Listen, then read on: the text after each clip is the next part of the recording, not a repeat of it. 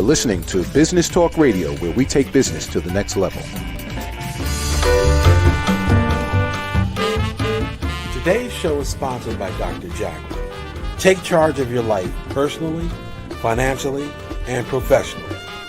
Visit drjacalyn.com to book an appointment today.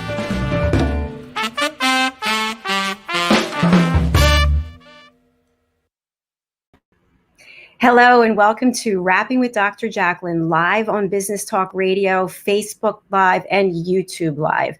Our show is all about hope, inspiration, and stories of overcoming adversity. I am your executive producer and host and a certified life coach.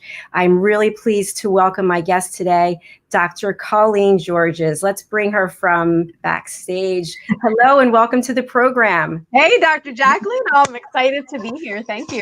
It's great to see you, Dr. Colleen. Dr. Colleen is a life coach. She is also the award-winning author of her book, RESCRIPT, The Story You Are Telling Yourself. She is also an organizational trainer, a university lecturer, and a Tedx speaker. How do you have time for all these things? I got the same question for you. All the things you've got going on. Somehow we make it work, right? We do. We do.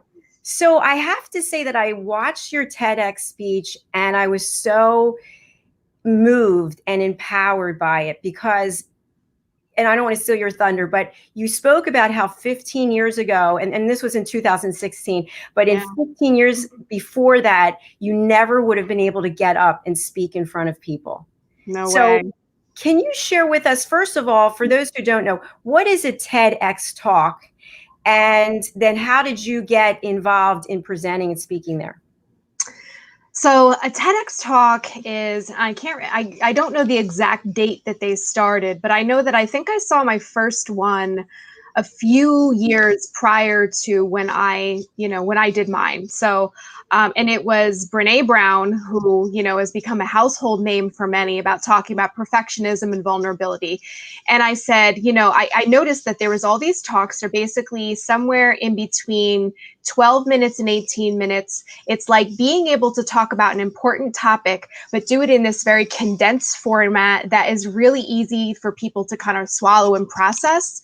And I was like, I love this. And I was like, I need to do this. And that's how, I was like, and I started trying to, it's like I started applying to all the ones that were local, got shot down like 3 times. And I was like, I'll just keep on trying. And then finally, in early 2016, I got the word that I was going to be able to do that at my alma mater where I teach at Rutgers University.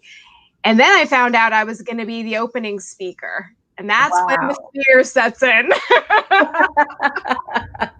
Well, you were really terrific. And you were so authentic and genuine in sharing your story and what you had been through. And can you share some of that with us and then how that led you to write your book? Yeah. So, I share in the TED Talk, the fear of public speaking. And the funny thing is, if you look at my neck right now, you see the little red that starts to come up here. And it never goes away. Even I teach, I speak regularly. When I get excited, I turn red and I'm very fair skinned, but I own it now, which I'm not like embarrassed anymore. It's like, there it is, it's back, But that's really what I think was an inspiration to me, was that I was afraid of public speaking. I had a very low self-esteem. I was having anxiety and panic attacks for years. And they had gotten really, really bad in the late 90s. And in like 98, 99, I was having panic attacks regularly, daily, sometimes more than once a day. And I basically decided that I needed to change my life. And it really started with gratitude and self-talk. And that was where the journey begins. And I really started to do that in my work with other people, my work with students. And that's what inspired the TED Talk and the book. So from adversity came success. Isn't that always how it is, right? Yep, you got it. It's what I also loved was that whole piece about gratitude. And I interviewed someone, he's a minister, and I asked him, I said, during this pandemic, I'm sure people are coming to you and saying, why is God letting this happen? And why? And he said, why aren't people looking at all the good in the world instead of focusing on the bad? And so when you focus on gratitude, that takes up your day, your mindset, instead of all the negative things. And then I found that the negative things start to diminish. They're not as many. What have you found? Yeah, I mean, I always credit gratitude, this gratitude practice. I've been doing a nightly gratitude practice for 20 years. I started it in 2000, and I was able to eliminate panic attacks from my life within a matter of months, really just by this evening practice of considering, when I say to my clients, it's about who are the positive people in your life that you're grateful for? What interactions have you had today that you're grateful for? What moments and experiences are you grateful for today? And what accomplishments, personal accomplishments, like not just the big ones, but the really little ones, like I've been meaning to call the doctor and I finally did it today. Check that off. What accomplishments have I had today that I'm grateful for? And if we can do that, we can eradicate so many negative thought patterns and honestly, even anxiety. And there's research to back it up. That's fantastic. And I love that about a gratitude practice. So it's actually something that is on your calendar every day. Yeah. And my son is 11 years old. And when he was 5, I started to do that evening practice with him. So I have an accountability partner who, even if I were too tired, would remind me, Mommy, what are you grateful for today? So Oh, that's terrific. Hey, Colleen, how did you start your business? When you think about the pandemic, there are people out there who are in jobs that they don't want to be in. They're thinking about starting a business, but they're just afraid to do it. So you did it. And how did that go for you? It was 12 years ago. I was at the time working full-time at Rutgers University. I was a director of 2 programs for low-income first-generation students.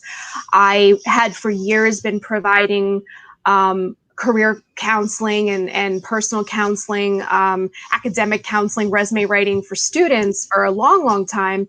And so I started this part-time business in 2008. It started out as a resume writing business because my hobby was the thing that everybody hates to do. I wrote resumes for fun, for free, for everybody. and I'll be like, you don't like writing a resume? What? So it became like, and somebody said you should start a business. I did. And it grew, my resume writing clients quickly, it was like a part-time little side hustle. And they would say, I could really use some help with other things in my career. Could you do that too? And I was like, sure, and then my career coaching client said, I could really use some support with things outside of my career. Could you do that too? Sure.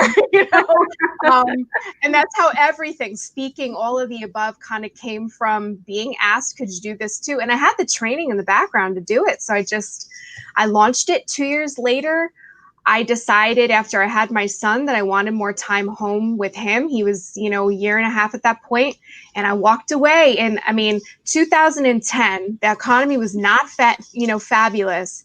And I walked away from a full-time salaried job where I knew what I was making every 2 weeks. And here I am. September 1 was my 10-year anniversary full-time. Oh my gosh. Congratulations. That is so inspirational. And I did the same thing, but I just did it in February. So for any of you out there listening or watching, it can be done. Yes.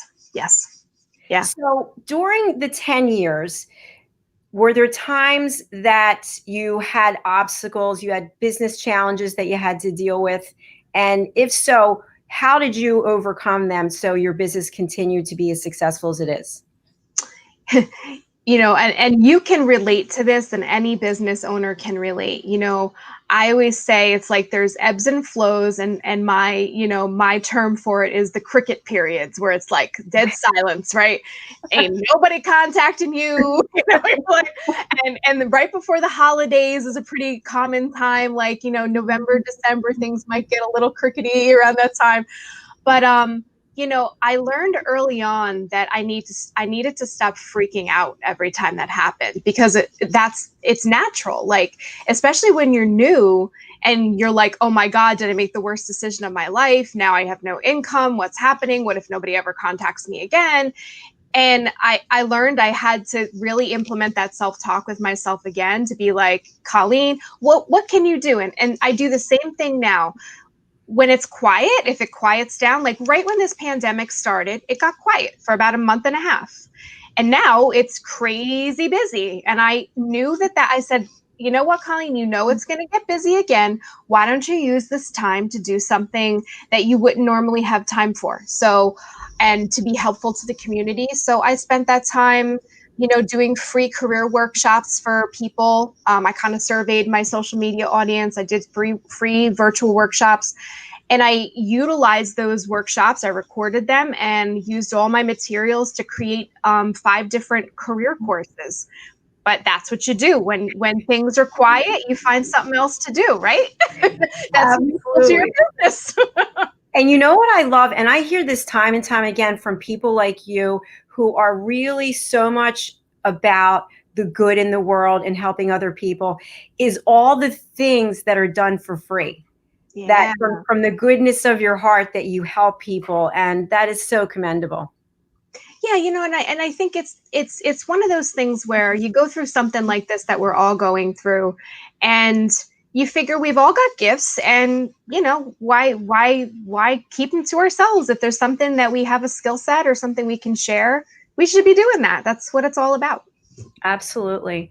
And I love the title of your book. And when you were just talking, I was thinking about that tape recorder, tape recorder that goes around and around and around. You're not good enough. This isn't good, blah, blah, blah, blah, blah. And so RESCRIPT is such the perfect word for what we have to do. Thank you. It's an acronym. And so it stands for, those 8 letters stand for 3 kind of overarching, how do I say, practices, but they have like a bunch of practices within the practice.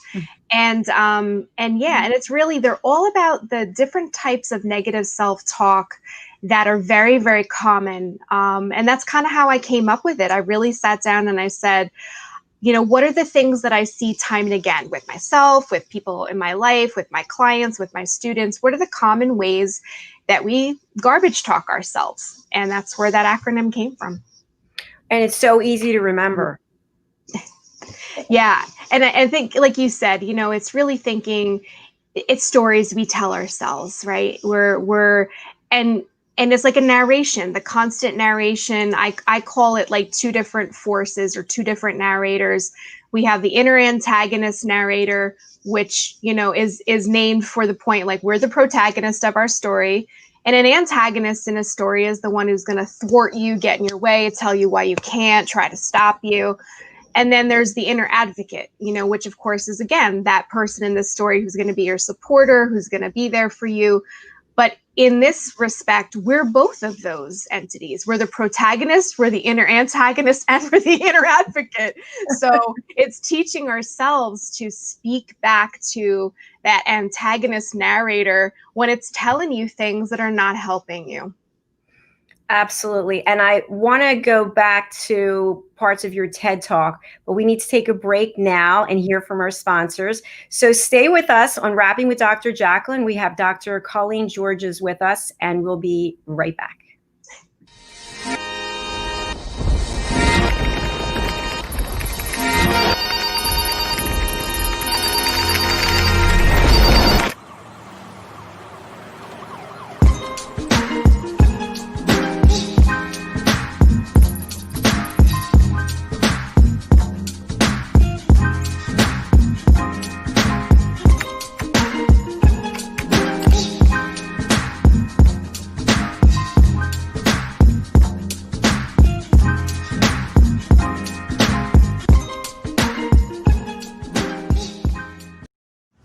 everybody. My name is Ralph Graves Jr. I am the author of this book called Unstoppable.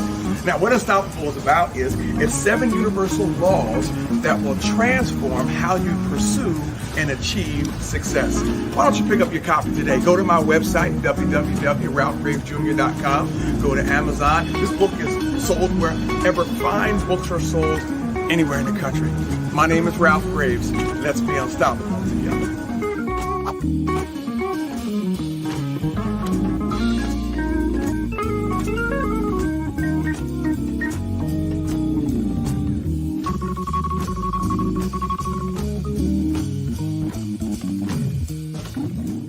RVN TV is a platform for people of any industry to share their story.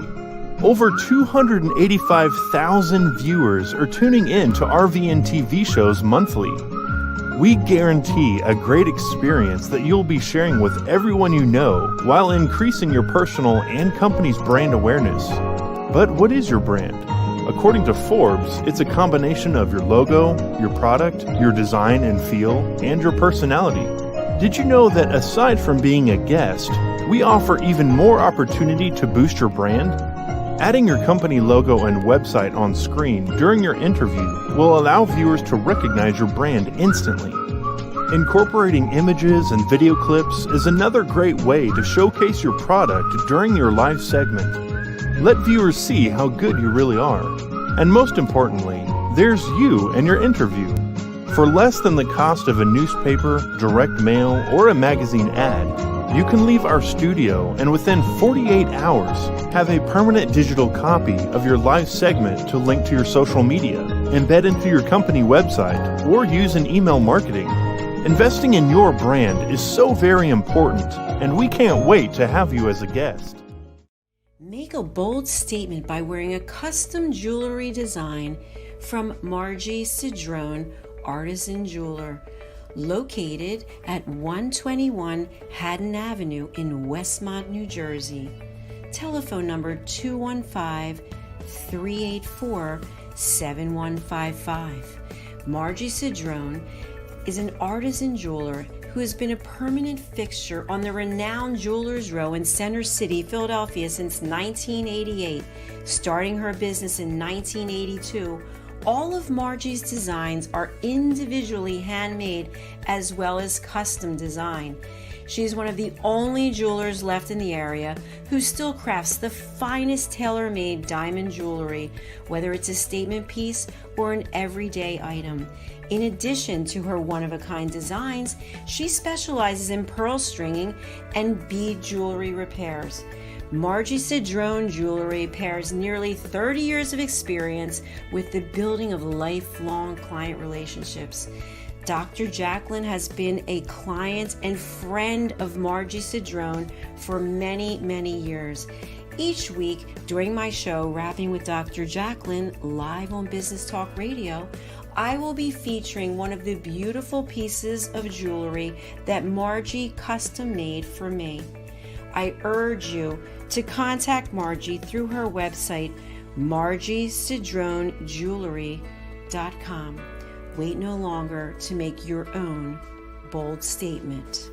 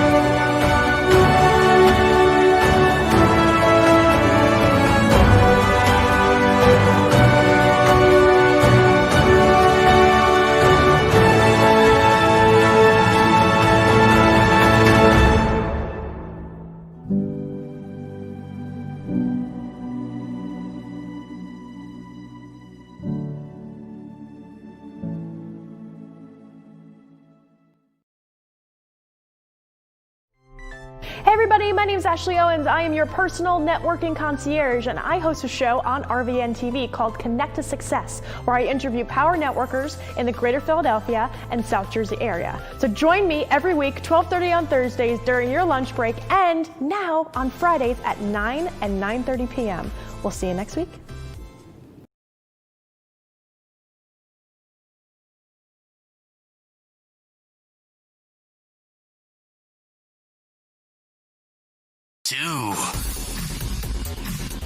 You're listening to Business Talk Radio, where we take business to the next level.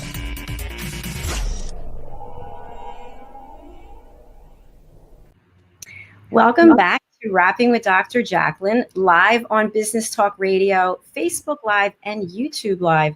My guest is Dr. Colleen Georges, and she has pretty much done everything. So aside from being an award-winning author, a life coach, a career coach, a university lecturer, a Tedx speaker, she is just an all-around incredible person. So it's a pleasure to have you on the show. Thank you. It's great to be here, Dr. Jacalyn. So before we went to the break, we were talking about a number of things, and I wanted to go back to your TEDx talk. And in that, you had shared, based on your research, that some people are just happier, brighter, because genetically that's how they're wired, correct? Right. Yeah, absolutely. And what were some of the other findings that you discovered about people in general in terms of self-esteem and surrounding themselves with positive energy? Yeah, so, obviously part of, we're all born with a particular temperament. You can kind of see that in babies when they're younger. There's some babies that are just always laughing all the time or smiling all the time, some that maybe seem a little bit more anxious. And we take some of this with us throughout our lives, and obviously we modify ourselves throughout our lives too, but we are born with that temperament. So some of us may just be naturally more likely to be more optimistic, happier than others. But the other piece of it is that there's the circumstances that happen in our lives, and there's then how we respond to those circumstances. And I think we often give a lot, perhaps too much weight to those circumstances. I'm definitely a believer that, in this world, we know that some people also just happen to be more fortunate. They're born into situations where they have a more fortunate, maybe monetarily or more access to resources than others do. Maybe health-wise, they may be more blessed in certain ways. And obviously these things impact our lives, but it's also how we respond to those circumstances. And that has a much greater impact on our happiness and well-being than the circumstances themselves. All really good points. Yesterday, I was speaking to someone in a coaching session, and she shared that she's going through divorce, but that her husband, with whom she's been 30 some years, constantly told her what a failure she was. And today, what a failure she still is, and how she did this wrong and that wrong. And so when you think about that on your path to happiness as an individual, you have to eliminate those types of people from your lives, right? Because otherwise you're just really going to believe that. And now you have to re-script your story. Yeah. I mean, I definitely can say for myself too, right? When you look back at certain times of your life where you may have been more anxious or more down or just feeling stuck, you can definitely say that maybe there were, people that were in your work life or your personal life that perhaps their energy wasn't the best energy, or maybe there was some toxicity there, or maybe this was a person that was cruel to you in some way, or said things to you that definitely didn't encourage you and perhaps discouraged you. And the more that you eliminate those forces in your life, and the more that you intentionally surround yourself with people who are motivating, who make you, who make you feel hopeful, encourage you, obviously the better you're going to feel. So it's not just what we do internally, it's certainly who we surround ourselves with. And when you work with your clients and you help them re-script their lives, we talked about gratitude. We talked about support structure of people surrounding you who are positive. What are some other tips that you can provide? I think that when it comes to self-talk, and obviously that's what my book is about, and that's really all of my work is based in that too. Even when I'm working with clients on very specific career goals, I'm always making sure that we're assessing how they speak to themselves so that we can keep those things in check. Because those are the very things that when you try to work towards whatever goal you have, are going to ultimately potentially shut you down, right? So you could be making some movement and then you hit this one spot in your goal and all of a sudden you're like, I can't do it. I've never been able to do this before. Why would I even think that, I could do this now? As you spoke earlier about starting a business, I have some clients right now that we're working on starting a business and there's the I can't. And then all of a sudden I'm so excited. Right after we speak today, I'm speaking with a client who has just taken the major moves to start her own business. And I'm like, so psyched. But it's things like asking yourself in the moment, whether you're ruminating over something awful that's happened in the past or something ambiguous, or you're catastrophizing over, something that's upcoming in the future, whatever it may be, to, first, I say use your name and say stop in a calm, kind way, not like a yelling at yourself, but I still do it. It'd be like, Colleen, stop. And then it's kind of stopping yourself in your tracks. It's kind of that inner advocate speaking back to the antagonist. And then ask yourself the question, what do I control in this situation? Simple, real simple question, but a question we don't often ask ourselves. What we usually do, especially if we have a pattern of negative thought, right, is we begin to feed the negative thought. We feed it with more evidence that we think it should have, or more awful scenarios.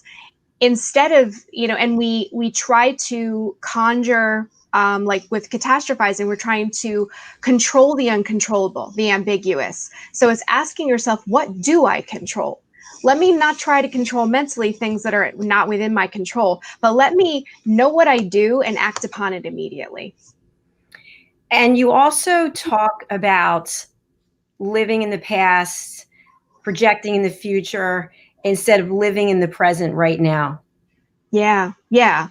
And the gratitude really is in an effort to, not just create hope for the future, but help us stay grounded in the present. As I talked about in my, in the TED Talk and in my book as well, I think that when we're ruminating over the past and we're catastrophizing over the future, the present just drifts right by us. We don't really experience people. We don't really experience positive moments, positive relationships, our own accomplishments, because we're constantly, drowning in what has happened to me and terrified of what could happen to me. So bringing yourself back to the now is critical, because it's what often gets lost.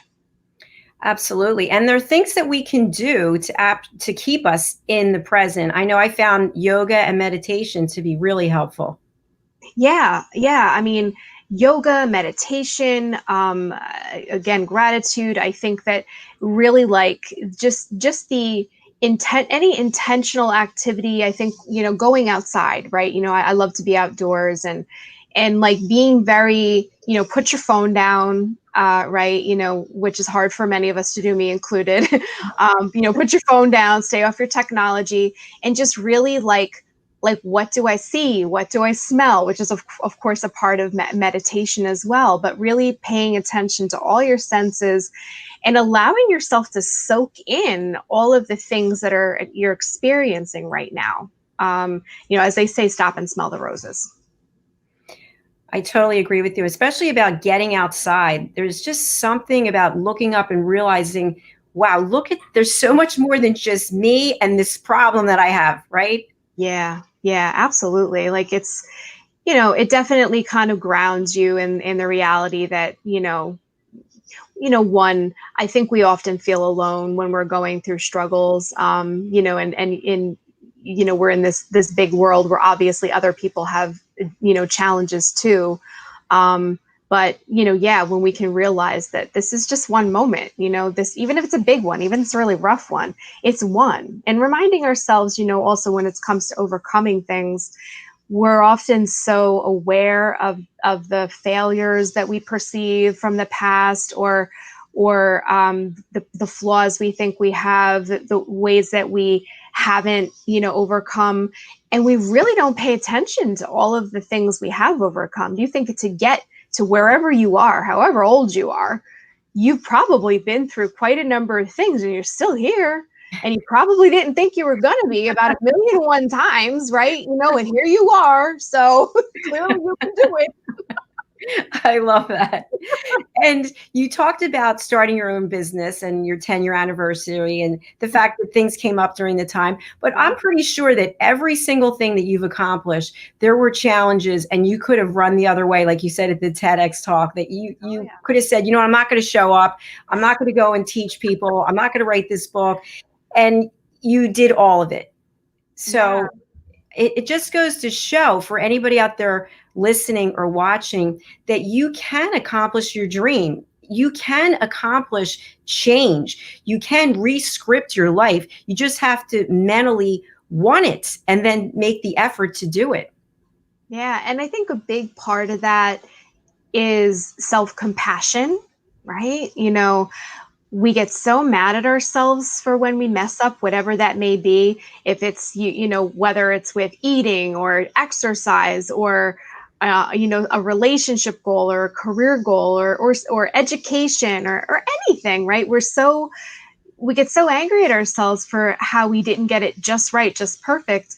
We have to be self-compassionate. And then when you can actually have true compassion for yourself and say, it's okay. Like it's, you don't have to get it perfect all the time. And there's no perfect anyway. And there's no right way to do this or wrong way to do this. And I'm just going to start again. And if I have a misstep, then I'm going to start again. This book, I think I shared with you in one of our conversations, and here's the book, Let's see it again. This is not good. And it's like, it took me 16 years to write that book, but I wasn't writing for most of the 16 years. And that was because after the first, mess up where I stopped writing, I just got it in my head that it wasn't the right time and I was too busy and maybe I couldn't do it anyway. And maybe I had nothing to say and maybe nobody wanted to hear it anyway, until I allowed myself to mess up repeatedly. And then just finally was like, girl, you're doing this thing. This is it. So give yourself a pass, right? Yeah. Yeah. When I think back to some of the things that I've let go of in my life, one of them, I don't want to say I was obsessed, but I'm going to say I was obsessed with working out. Yeah. And I had a personal trainer and I would work out for hours every day. And not only would I work out, but I would say to myself, if I drop dead, I want it to be now while I'm working out, because that's how much I put of myself into the workouts. And even in the beginning of the pandemic, and then for whatever reason, I stopped, obviously no trainer, and I stopped working out like I used to. I still work out for an hour a day. I lost 12 pounds. And I think to myself, what was I doing? I mean, I was a psycho, like in terms of that, and it didn't serve me. And I didn't want to let go of it. I was holding on desperately and I let go of it. And I'm so much happier. Yeah. Yeah. It sometimes a habit starts, it's good, it's going, and then we get a little bit too attached to it. And life is so much about the gray, right? We flip from black to white and white to black. And we're trying to go from one extreme to another, when it's really, the goal needs to be about balance, and that's in the gray. And while gray, again, I don't think anybody likes the color gray, so I think we go after it in our lives. But that's where happy is. We're a place where you can be doing the things you love, and there are things that are meaningful to you that make you have a sense of accomplishment and joy, but not feeling like you have to do it in some sort of ridiculous, like there's rules attached to it and it must be this way, and if it's not this way, then that's not good enough. We can't sustain it. We can do it for periods of time, but we cannot sustain it. Very well stated. And I think just personally, something like what I described with the obsessive working out, I think I was hiding in my working out because I didn't want to actually look at my life. So if I spent the time working out, then I don't have to spend the time thinking about the other things that maybe are areas of growth. Yeah. Yeah. You make me think of, for me, it's been over the last several years, really a personal goal. And I think I'm doing pretty good to stop this feeling like I need to be, quote, productive all the time, right? Doing something all the time, must do. If I'm not doing something, then I'm failing somehow. And I've, again, really worked to say that, as I tell my clients, redefining what productivity means when I find that other people are struggling with that same thing, that recharging yourself and allowing yourself to just exist and be and do something that's enjoyable to you, that has no real end goal or, result attached to it, is critically important in us being able to maintain the other things that we want to work on. And, I think that goes really in line with what you're saying. So it sounds like it's a sense of balance in every aspect of our lives. Yeah, we get too into certain things, right? And one of the first things I have my clients do, it's in my book, and as a pre-coaching, I have them do a few different things. But one of them is assessing life satisfaction in, what I kind of look at as like 10 key areas of our lives. And how, scale of 1 to 10, how satisfied are you? And then we take that a step further to kind of look at what do we want to work on? How meaningful is this to you? What a priority this is to you? But there are just certain areas that we don't make a priority at all. And then we end up being totally out of balance. And sometimes we don't even realize that we're so out of balance because we're really out of touch with ourselves. Yeah. And that's why it's like good to do little, exercises to kind of like remind you like, oh, I really never even think about this part of my life. Maybe I should think about that part of my life. Maybe it doesn't have to be the focal point, but it let me put some energy into this just so that it doesn't, disappear. And that's what happens when we neglect something, it will just sort of die out. So we need to keep ourselves aware of everything that matters to us. Absolutely. And Colleen, for our friends on Business Talk Radio, the name of your book again? It's RESCRIPT, the story you're telling yourself, the 8 practices to quiet your inner antagonist, amplify your inner advocate, and author a limitless life. Wonderful. And it's Dr. Colleen Georges with an S, Georges. And if people want to get in contact with you for your coaching services, what's the best way to reach you? My website has a contact form, has my number on there, but I'm definitely better to get me through email first because I schedule all things in my life, I admit. So right on my website, which is www.colleengeorges.com, I've got, a contact form on there that people can catch me at. And your book is on Amazon. Is that the best way to purchase it? Yeah, Amazon's definitely the best way. There's a Kindle version for folks who want something instantaneously and are cool with reading online. There's a hardcover, which is like dirt cheap because hardcovers never really sell. So Amazon keeps dropping the price. I was wondering what the reason was for that. If there's another book in me, and there may be, we'll see. I probably wouldn't do a hardcover again, just because it doesn't seem like it's a particularly coveted, desired, thing. So, yeah, but the paperback is also, on there too. But if you want a hardcover, they're really cheap right now. And so, Colleen, what's next for you? You mentioned maybe a book. What else? Yeah. Oh my goodness. I think honestly, when I told you earlier about what I've been working on in myself, what's next for me is more of that. I'm chilling a bit. The business is super busy as it is in this type of economy because people are obviously working on career related things. So, I'm just kind of letting it be. That's what's next for me right now. I have some other things I know I'd like to work on in the future. I want to turn RESCRIPT into a course, and that's probably the next goal. My son and I had started working pre-pandemic on a children's book series, and our first book is done, and we have an illustrator, and it's a book on gratitude. It's for kids, so that'll probably be the next thing. But for the time being, I'm just kind of letting myself be in the moment and just loving that life is good. That is truly beautiful. And I think that's very good advice and direction for people, that we don't have to be type A. We don't have to be doing something every single minute. So I'm actually going to take that to heart as well. So, we all need a little bit of that. Exactly. So I want to thank my guest, Dr. Colleen Georges, for being on the program. The name of your book one more time. RESCRIPT, the story you're telling yourself. That's the short version. You can buy that on Amazon. Thank you so much. This has been so much fun talking with you. Another, I know, again, power woman achiever, right? So I know you need that same advice too. Exactly. I definitely do.